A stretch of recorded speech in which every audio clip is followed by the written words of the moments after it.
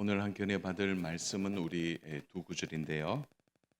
데살로니가전서 4장 9절과 베드로 후서 1장 7절 말씀입니다. 먼저 우리 데살로니가전서 우리 4장 9절 말씀인데요. 네, 우리 찾으셨으면은 데살로니가전서 4장 9절 말씀 먼저 합독하겠습니다. 형제 사랑에 관하여는 너에게 쓸 것이 없음은 너희들 자신이 하나님의 가르침을 받아 서로 사랑함이라. 아멘. 베드로 후서 1장 7절 말씀입니다. 네, 우리 같이 합독하겠습니다. 경건에 형제의 우애를, 형제의 우애에 사랑을 더하라. 아멘. 한 해 동안 벌써 금방 1년이 가는 것 같습니다. 수고 많으셨습니다.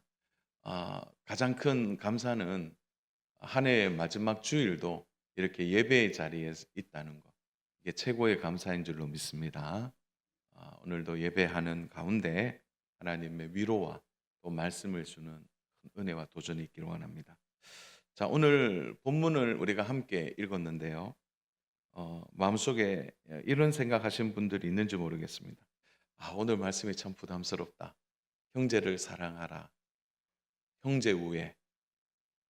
어떻게 보면 좀 불편한 말씀일 수도 있습니다. 왜냐하면 우리가 관계 속에 살아가지만 사실 모든 관계가 좋은 관계, 아름다운 관계만 있는 것이 아니기 때문이죠.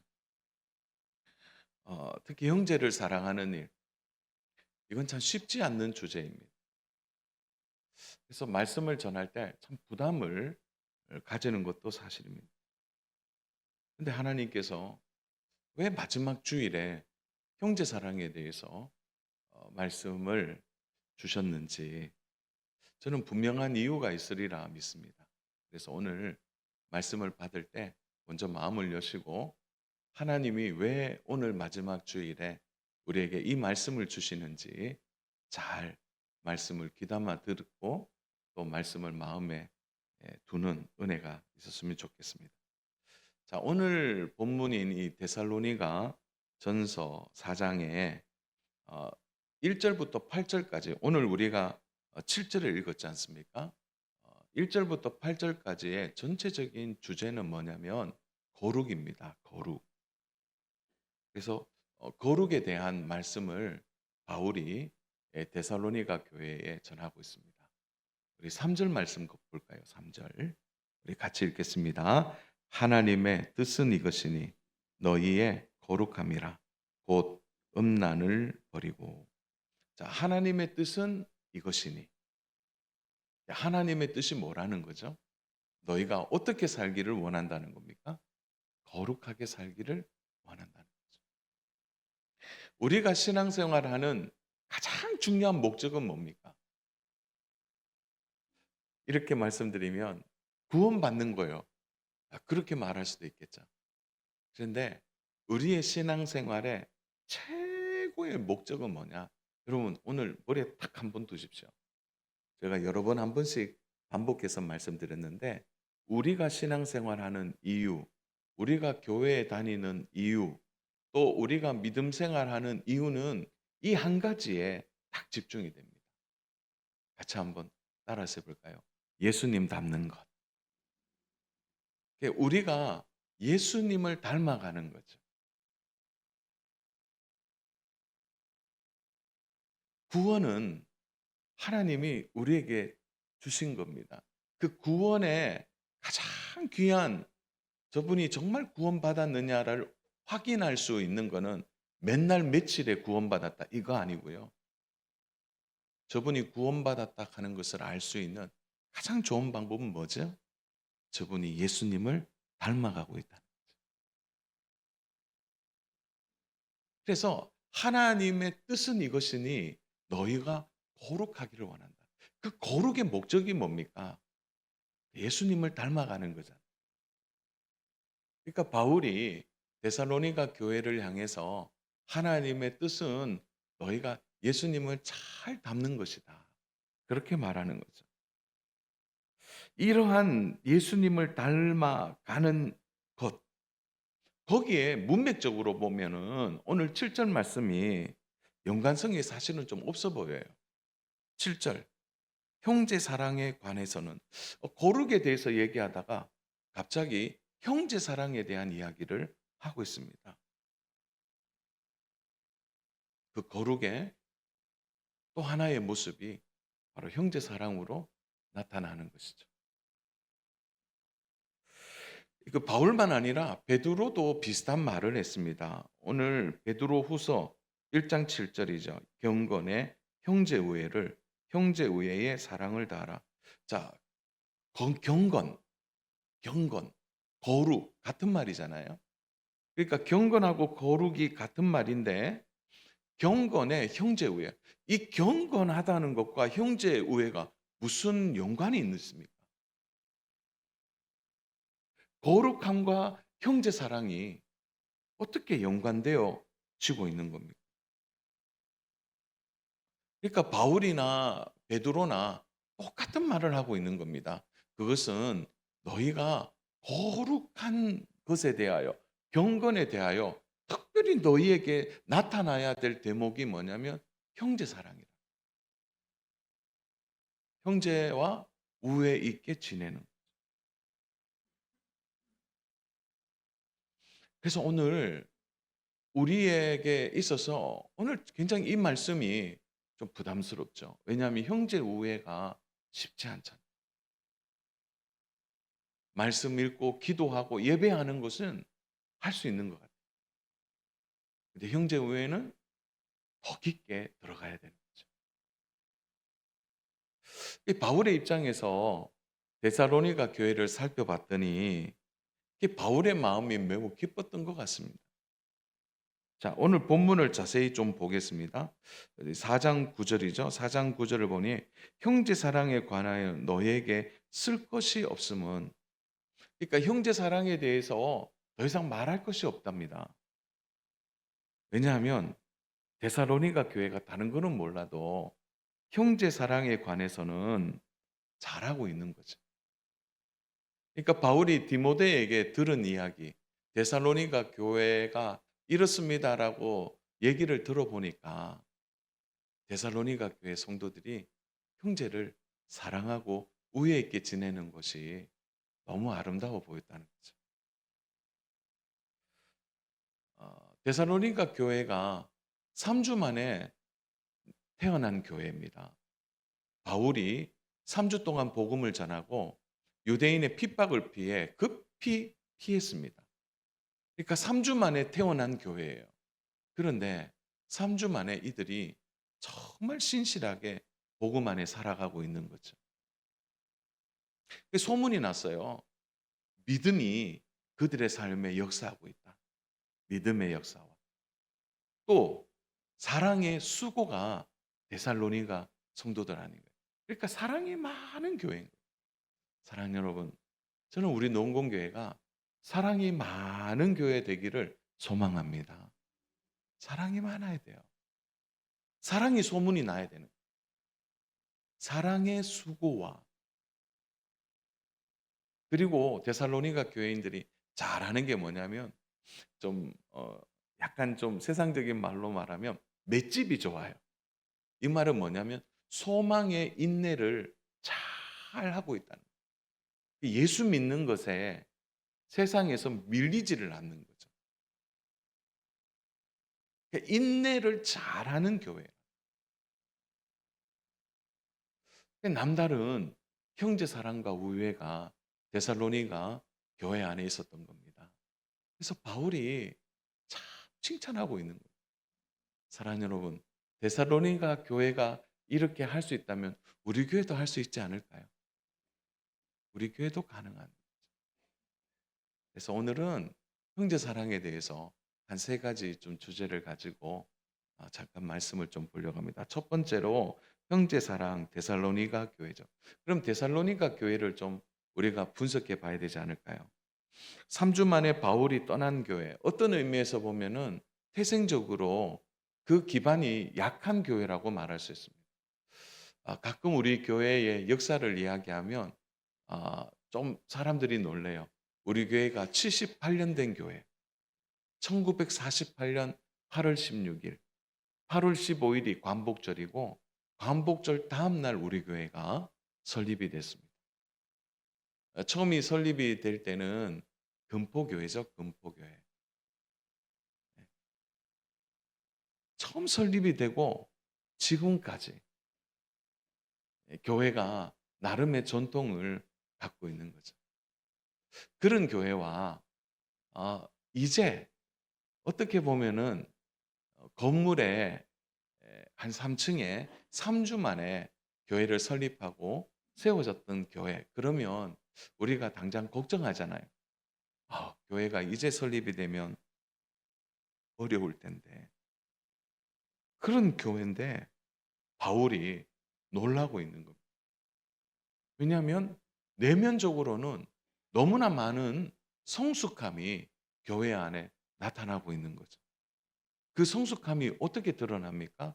형제에 대하여 우애와 사랑이 그 안에 있다는 거예요. 그러니까 바울이 어떻게 표현하고 있냐면 내가 쓸 것이 없다. 내가 뭘 권면해야 되는데 내가 뭐 이 부분에 대해서는 좀 지적해야 되는데 내가 지적하거나 권면할 게 전혀 없다는 겁니다.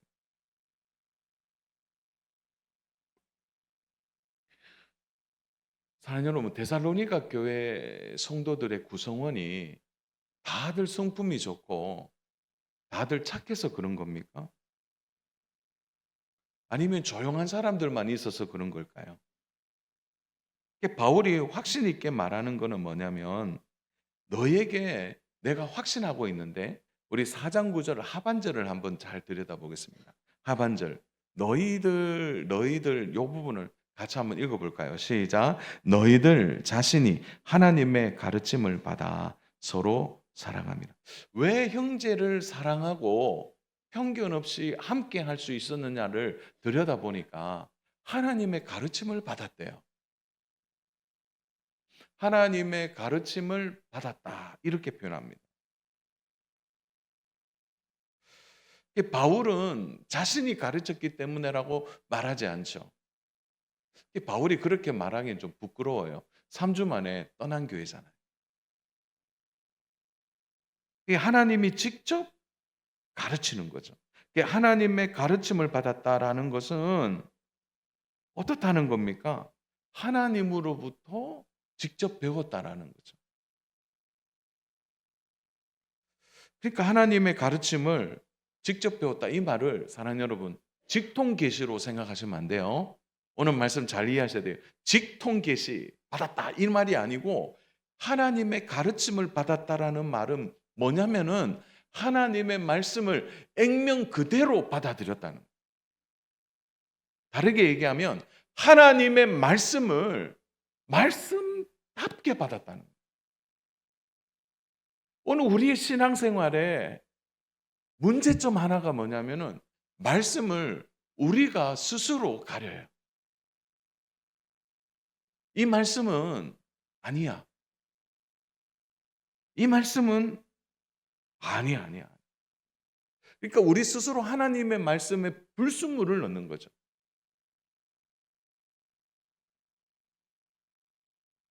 사랑하는 여러분, 정말 하나님의 말씀이 그대로 능력으로 나타나려면 하나님의 말씀을 그대로 믿어야 되는 거예요.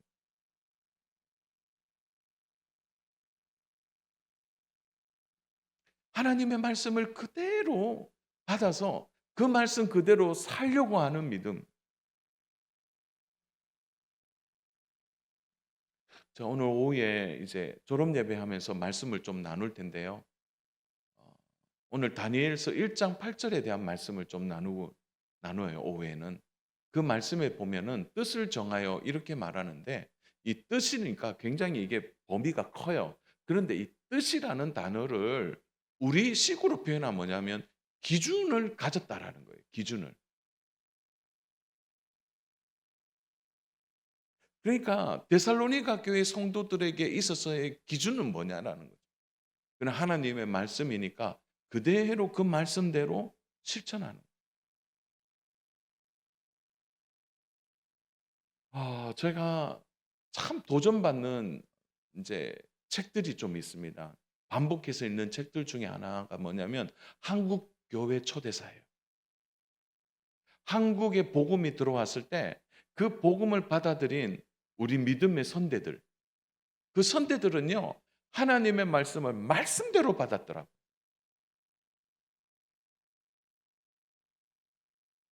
자신의 집에서 그 할아버지 때부터 종이었던, 하인이었던 그 사람들, 그러니까 주인이고 종인데도 하나님의 말씀을 그대로 받으니까 그냥 노비분서를 태워버리는, 하나님 안에서 다 한 형제라고 얘기하니까 그 형제라는 단어를 받아들이기가 얼마나 힘들었을까요? 그런데 하나님의 말씀을 그대로 받았다는, 그러니까 강화도 같은 곳에서는요, 노비 문서를 다 태웠어요.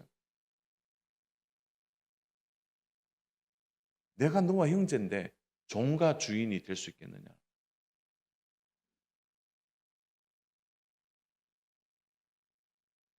이 말씀은 아니고, 이 말씀은 그렇고, 그게 아니라 하나님의 말씀을 그대로 받은 겁니다. 자, 여러분, 진짜 신앙의 능력이 나타나려면 오늘 우리에게 필요한 것이 뭐냐면 하나님의 말씀을 그대로 받는 것입니다. 목회자도 예배가 될까요? 하나님의 말씀을 그대로 받는 거죠. 우리의 신앙이 자라지 않는 이유 중에 하나가 말씀의 편식이 심하다는 거죠. 좀 어렵고 불편한 말씀은 안 받으려고 하는. 근데 그 말씀 그대로 받아서 말씀대로 한번 살아보십시오.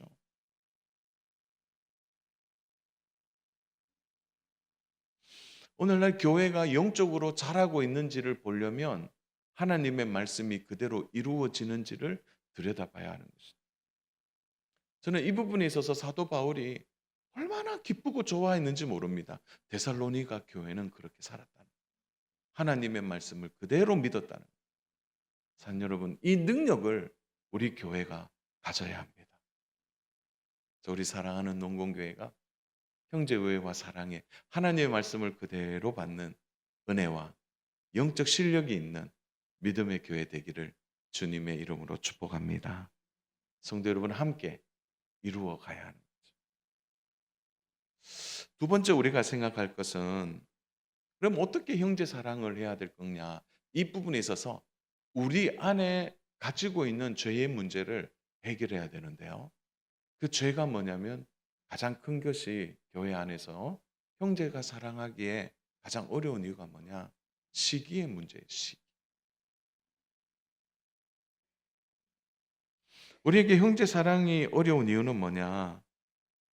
바로 시기가 우리 안에 있다는 거예요.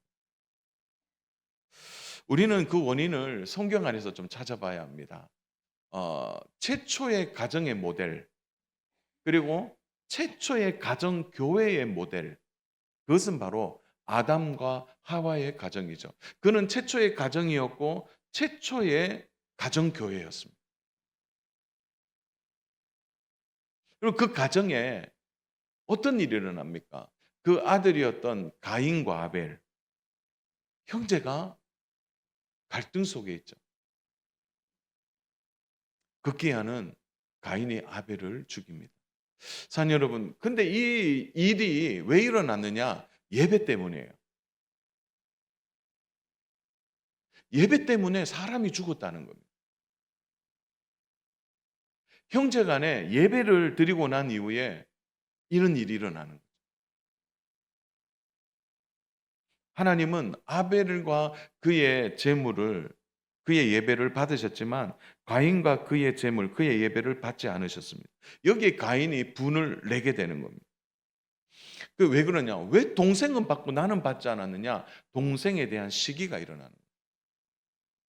오늘 교회 안에서의 형제 사랑의 관계가 깨어지는 가장 중심에 뭐가 있냐? 우리 모두가 예배드리는 자리, 하나님을 섬기는 자리, 거기에서 죄가 들어온다는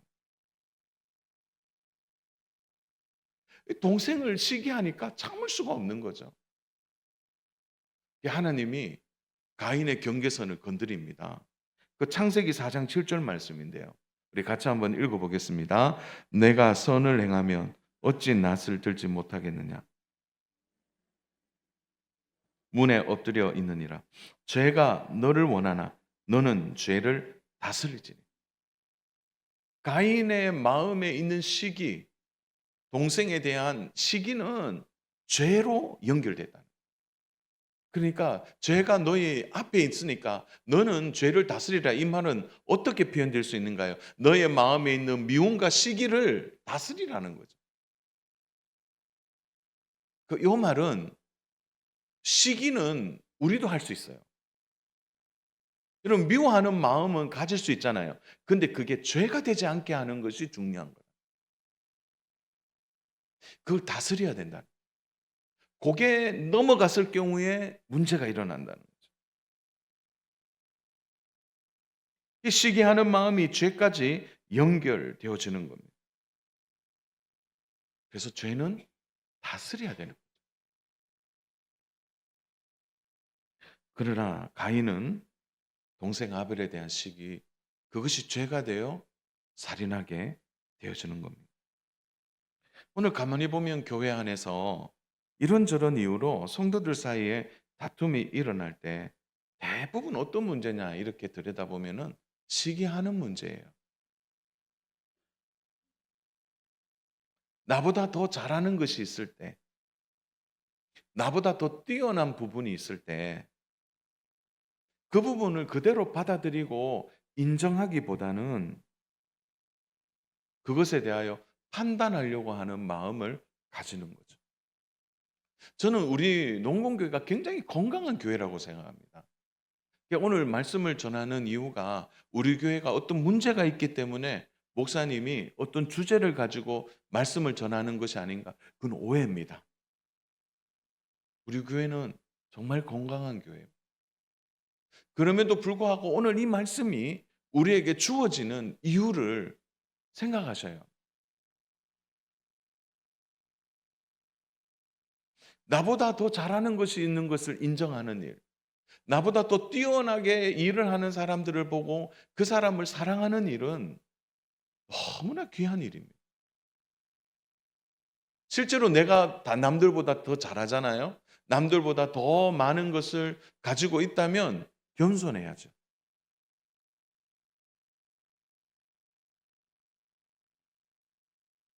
가만히 보면 목회자들 안에서도 이런 시기에 하는 마음들이 참 많이 있어요.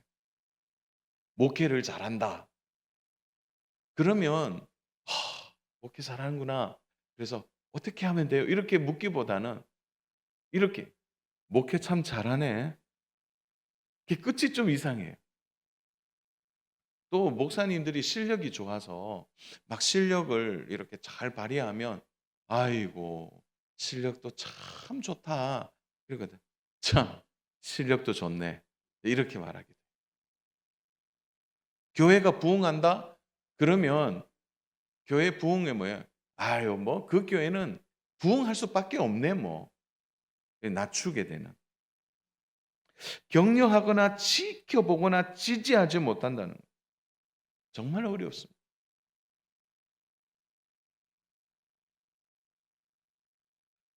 십몇 년 전에 제가 여기 노예에 왔을 때 목사님들이 그래요. 이야, 젊은 목사 왔다고. 그리고 하나를 더 붙이더라고요. 아, 젊고 잘생긴 목사가 왔다.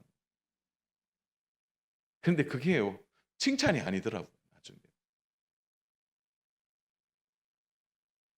사는 여러분, 이 문제는 그냥 한번 해결하고 지나가는 문제가 아니에요. 여러분, 교회 안에 형제, 자매 얘기만이 아니에요.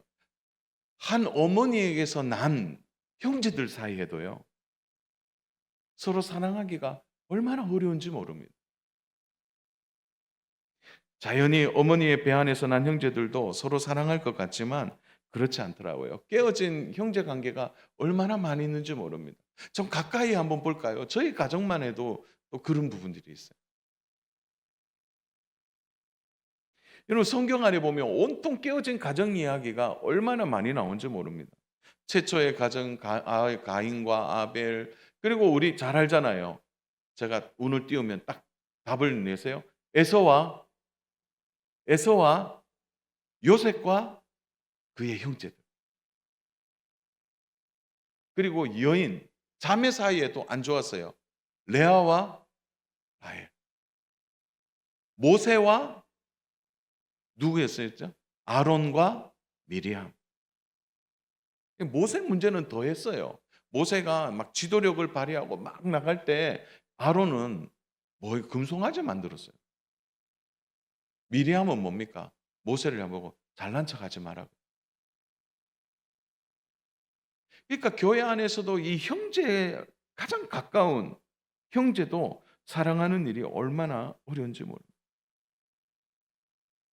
여러분, 제가 가지는 가장 강력한 힘은 형제 관계를 깨뜨리는 겁니다. 교회를 깨뜨리는 가장 좋은 방법은 어떻게 하는 겁니까? 형제끼리, 자매끼리 싸우게 만드는 거예요.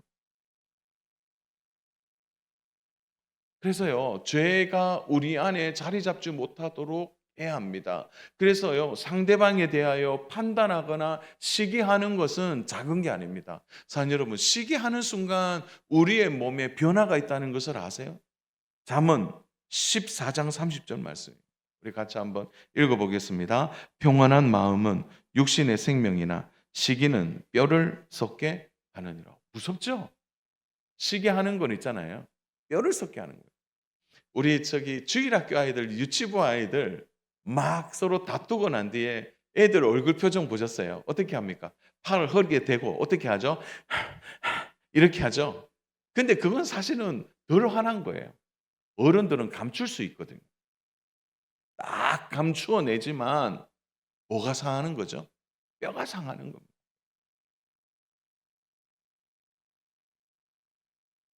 건강에 문제가 생기는 거예요. 베드로 사도도 어떻게 이야기했습니까? 베드로서 1장 7절. 경건의 형제 우애를 형제 우애에 사랑을 달아. 그러니까 형제 우애에 우애해라. 여기서 끝나지 않고 거기에 사랑을 부으라는 거예요. 사랑을. 시기하거나 미워하는 마음이 자리 잡지 못하도록 거기에 더 사랑을 부어내는 겁니다. 여기서 우애라는 단어를 사용했잖아요. 근데 이 우애라는 단어가 원문으로 들여다보면은 이런 겁니다. 우애인데 그냥 서로 우정을 갖고 친근하게 지내는 정도가 아니라 그 사람이 나에게 무엇인가를 주고 나도 그 사람에게 주어서 상호 주고받는 사이의 사랑을 얘기하는 것이 아니라 일방적으로 주는 사랑을 우애라고 말한다. 그래서 학자들은 형제 우애라도 이 우애가 어디에 더 가까우냐고 말할 때 아가페의 사랑에 더 가깝다고 말하고 있는 겁니다. 희생적인 사랑을 이야기하고 있는 겁니다. 제가 목회를 하면서 가장 힘든 거는요, 뭐 일이 많아서 힘든 것, 교회에 뭐 이런저런 일들이 많아, 그게 힘든 게 아니고요. 목회하면서 제일 힘든 거 뭐냐면 성도들끼리 싸우는 거예요. 정말 힘듭니다. 점심 때 전화 오고 저녁 때 전화 와요, 서로. 그럴 때는 참 마음이 아파요.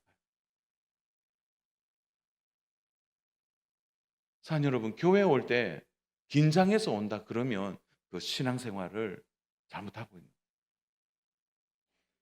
교회에 올 때 예배를 드리는데 마음이 무겁다면 우리 생각해 봐야 한다. 여러분, 교회의 가장 큰 은혜는 사랑입니다. 사랑이에요. 여러분, 세상 사람들이 교회를 향하여 가장 큰 매력을 가지는 건 뭡니까? 건물입니까? 세상 사람들이 이야, 교회 건물 좋다 이렇게 말하지 그걸 매력이라고 말하진 않아요. 교회의 진정한 매력은 사랑입니다. 세상 사람들이 흉내낼 수 없는 형제 우애의 그 깊은 형제 우애의 사랑이 그 안에 담겨 있어야 됩니다. 세상은 그렇게 할 만한 능력이 없다는 겁니다. 오늘 우리에게 필요한 것이 바로 이것입니다. 그래서 제가 마지막 세 번째로 이제 말하고 싶은 건 이 부분이에요. 그럼 우리가 형제를 사랑하려면 어떻게 해야 되느냐? 이제 세 번째, 가장 중요한 이분 이제 이렇게 방법을 하는 거예요. 뭐냐?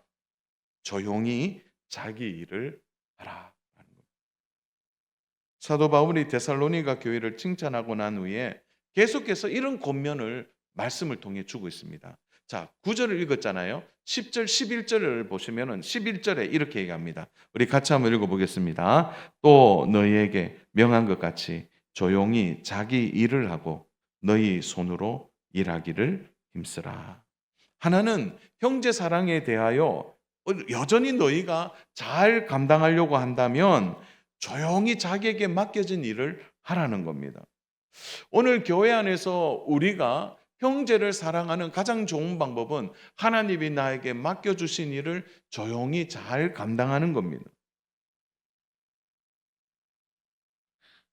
우리가 타인에 대하여 우리는 남다른 관심을 갖고 있습니다. 여러분, 특히 나쁜 소문이나 나쁜 이야기에 우리는 더 많은 관심을 가집니다. 내가 이 일을 하면서도 어떤 일에 어떤 것에 관심을 더 갖는다는 거예요. 우리 지난 4월 달에 제가 베드로에 대한 말씀을 전한 적이 있습니다. 실패한 베드로, 예수님께 도망간 베드로, 예수님의 십자가 지시는데 부인하고 도망간 베드로. 이 얼굴 들 수가 없죠. 그러니까 갈릴리에서 물고기를 잡습니다. 실족한 상태에 있는 베드로에게 예수님은 어떻게 하죠? 떡을 구워서 그를 안아주세요. 다시 사명을 주시죠. 베드로야, 다시 너 일어날 수 있겠니? 그 베드로가 뭐라고 얘기합니까? 예, 할 수 있습니다. 예, 할 수 있습니다. 내가 나를 사랑하느냐? 그 이야기 아닙니까? 예, 내가 주님을 사랑합니다. 그러면서 사명을 주세요. 그리고 너는 이제 내 영광을 위해서 매여서 살아가게 될 거다. 그렇게 얘기하는 베드로가 그 말씀을 들으면 얼마나 감사하고 감격해야 되잖아요. 근데 베드로가 그 다음 말이 좀 기가 막혀요. 뭐라고 하느냐? 저는 이렇게 되는데 그러면 요한은요? 이 베드로의 마음 안에 지금 자신에게 집중해야 되는데 기뻐야 될 그 순간에 마음이 요한에게 빼앗겨 있는 겁니다. 요한복음 21장 22절요. 우리 같이 한번 읽겠습니다. 시작. 예수께서 이르시되 내가 올 때까지 그를 머물게 하고자 할지라도 내가 무슨 상관이냐? 너는 나를 따르라 하시니라. 우리 표현으로 말하면 요한에 대한 관심을 끊으라는 거예요. 너 지금 사명 받았으니까 이 사명 가지고 열심히 살아가라. 너 왜 요한에게 주목하느냐? 요한이 오래 살지 또 어떤 일을 할지 요한은 요한대로 살아가니까 너 거기에 상관하지 말라라고 이야기하는 겁니다. 베드로의 연약함은 우리와 너무나 닮아 있습니다. 그럼 교회 안에서의 라이벌이 왜 필요할까요? 교회 안에서 어떤 일을 하는데 그 사람 때문에 내 마음이, 내 기분이 좌우지된다면 그 사람 보고 신앙생활하는 것과 똑같은 것입니다. 그 사람이 잘 안 되면 막 행복을 느낍니까? 그 진짜 문제 있는 거 아니에요? 내가 속한 구역에서, 내가 속한 전도회에서, 내가 속한 교회 안에서 나의 행복을, 나의 기분을 만드는 사람이 있다면 그건 좀 잘못된 길로 가고 있는 겁니다. 우리는 철저하게 예수님 중심으로 살아가야 돼요. 마귀가 하는 일은 뭡니까? 나를 보지 않게 만들고 점점 사람들을 보게 만드는 거예요. 저 사람이 하는 일에 잘못된 것을 보게 만들고 저 사람을 내가 고쳐서 교회를 바르게 세워야 한다라는. 그래서 그런 일 때문에 교회는 시끄러워지게 돼요. 오늘 데살로니가 교회를 향하여 사도 바울의 진언은 뭡니까? 너무 잘하고 있는데 계속 잘하려면 자기 일을 조용히 잘 감당할 때 교회가 바르게 세워진다라고 말하는 거예요. 자, 오늘 말씀을 좀 정리합니다. 내년에 우리 교회의 주제는 올해는요 함께 하자 했어요. 함께 하자. 이건 뭐냐 마음을 좀 모으자는 의미였습니다. 내년에는요 우리 모두는 한 가족입니다가 주제입니다. 마음을 모았다면 모은 우리가 누구냐라는 거죠. 그게 가족 공동체라는 거예요. 그래서 몇 가지의 좀 주제를 얘기하려고. 교회 공동체, 교회 가족 공동체, 예배 가족 공동체, 사명 가족 공동체. 그래서 이제 진짜 가족은요 서로 용납하잖아요. 좀 어려워도 힘들어도 서로 도와주잖아요. 참아주잖아요. 근데 내년에는 가족의 개념을 가지고 함께 좀 나아가려고 합니다. 저는 우리 교회 부흥은 결국 형제를 사랑하는 데 있다고 생각합니다. 서로 함께 뜻을 정하여 거룩한 삶을 함께 이어갈 때 하나님이 도우시는 거예요. 사랑하는 여러분, 진짜 부흥은 뭡니까? 사람 숫자 늘어나는 겁니까? 저는 그 부흥이라고 생각지 않습니다. 저 25년 전에 제가 아직도 기억나는 일이 있는데요. 없던 부서가 생겼어요. 그러자 그 없는 부서에 누가 갈 거냐? 제가 한번 해보겠습니다 했는데 그 해에요. 하나님이 얼마나 은혜를 부어주셨는지 한 명으로 시작했어요. 한 명으로. 그런데 얼마 되지 않아서요. 50명, 70명, 80명, 100명이 되는 겁니다. 저는 그게 부흥이라고 생각했거든요. 그런데 그 부흥이 아니더라고요. 왜냐하면 시간이 지나고 사람이 그 자리를 떠나니까 또 줄어들어요. 진짜 부흥은 뭐냐? 하나님의 뜻이 이루어지는 겁니다. 형제 사랑이 이루어지는 그게 진짜 부흥이라는 거예요. 가정의 부흥은 뭡니까? 하나님의 뜻이 가정 안에 이루어지는 거죠. 그래서 성도의 가정은 뭘 잘했기 때문에 못했기 때문에 돈을 많이 벌었기 때문에 또 뭐 어떤 일에서 좀 더 좋은 자리에 가서가 부흥이 아니고 그 가정이 어려운 중에도 하나님의 뜻을 이루어갈 때 고난 중에서도 하나님 안에 살아가려고 할 때 그게 그 가정의 진짜 부흥이 돼요. 저는 그 부흥의 중심에 형제 사랑이 있다고 확신합니다. 자, 여러분 우리 한번 해보면 좋겠어요. 하나님 말씀 그대로 힘들지만 시기고 미워하는 게 아니라 받아주고 용납하고 함께하여서 우리 모두가 예수님을 닮아가는 일, 힘을 다하는 우리 믿음의 모든 성도님 되시기를 주님의 이름으로 축복합니다. 우리 요한일서 4장 20절, 21절 우리 다 함께 읽고 말씀 마치겠습니다. 같이 읽습니다. 누구든지 하나님을 사랑하노라 하고 그 형제를 미워하며 이는 거짓말하는 자니 보는 바 그 형제를 사랑하지 아니하는 자는 보지 못하는 바 하나님을 사랑할 수 없느니라. 우리가 이 계명을 주께 받았으니 하나님을 사랑하는 자는 또한 그 형제를 사랑할지니라. 아멘. 기도합니다.